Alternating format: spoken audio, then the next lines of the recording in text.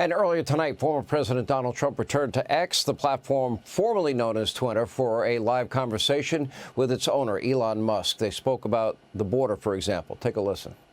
You have millions of people coming in a month, and then she gets up and she tries to pretend like she's going to do something. She had 3.5 years. And by the way, they have another 5 months that they can do something, but they won't do anything.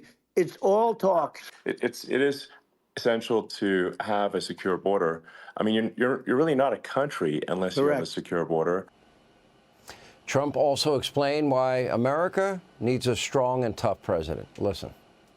There's some real tough characters out there, and if they don't think the American president is tough, they will do what they want to do. I know every one of them. And that puts the whole world in danger. Elon, I know every one of them, and I know them well. I know Putin, I know President Xi, I know Kim Jong-un of North Korea. I know every one of them. And let me tell you, people will say, oh, this is terrible. He said, I'm not saying anything good or bad. They're at the top of their game. They're tough, they're smart, they're vicious, and they're going to protect their country, whether they love their country. They probably do. It's just a different form of love, but they're going to protect their country. But these are tough people at the top of their game. All right, here now with reaction, Project 21 founder Horace Cooper, along with the author of the new book, Progressively Worse, Fox News contributor Joe Concha. Horace, let's start with you. Let's get your reaction. Again, I go back to what Elon Musk says is a DDoS attack, which limited the number of people that could actually hear the interview, which is chilling in and of itself. But that's on the heels of Donald Trump's website being attacked. That's on the heels of the EU trying to silence X and Elon Musk, and a platform where people speak freely. Guess they don't believe in free speech, or do they want to influence an American election? Your thoughts? Well, X is a global platform, and at one point, Twitter was showing that some 51 million people attempted to access. Apparently, about 1 to 1.5 million people were able to consistently listen in. I was one of those people who was able to do so. It is troubling to me when the European Union suggests that a conversation that our founders intended to take place, our elected leaders or aspirants to be leaders in our country, we should always welcome a conversation.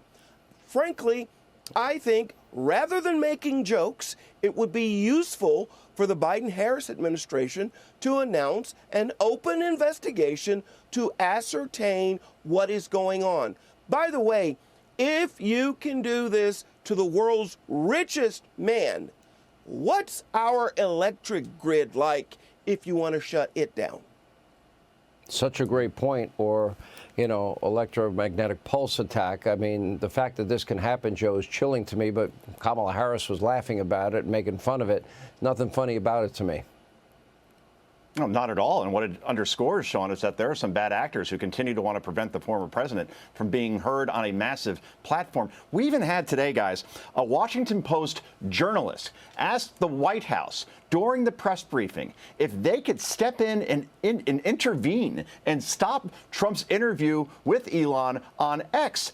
Because, well, you look at the numbers now. Elon Musk, Donald Trump's space is now the largest in X history with more than 1.3 million listeners. And here you have a Washington Post reporter saying the government should get involved and squash free speech, a conversation between two men. Wait a minute, but didn't Horace say, Horace said 51 million tried to log in? I didn't see that number. Horace, is that correct?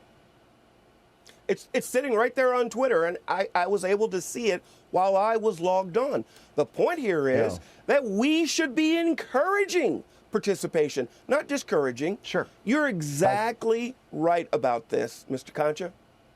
Joe, back to you. Yes, I think they had to limit the amount of people, that were in listening because of the attack. They couldn't quite get everything back online, so they had to limit the number of people that are in there. That's what I understand. But it was an interesting conversation. They talked about the assassination attempt at length. They talked about illegal immigration even more at length. Trump hit Kamala Harris hard for claiming she'll be tougher on the border if elected. Yep, she actually said that, with Trump saying, where have you been the past 3.5 years? And they're still going now as we speak. This thing could go to midnight, this conversation. Trump seemed very relaxed waxed, all while Kamala Harris has now gone 23 days, is essentially becoming the nominee without taking one question of substance. I mean, you'll find Jimmy Hoffa before you find Kamala Harris in front of a press conference or doing anything remotely resembling a tough interview. And by the way, Donald Trump should continue to post on X even after today because, boy, he's getting a lot of views, a lot of attention. Well said. I know that X will post this afterwards so people can hear it in, their spare time like a podcast. More Hannity, straight ahead. Hey, Sean Hannity here. Hey, click here to subscribe to Fox News YouTube page and catch our hottest interviews and most compelling analysis. You will not get it anywhere else.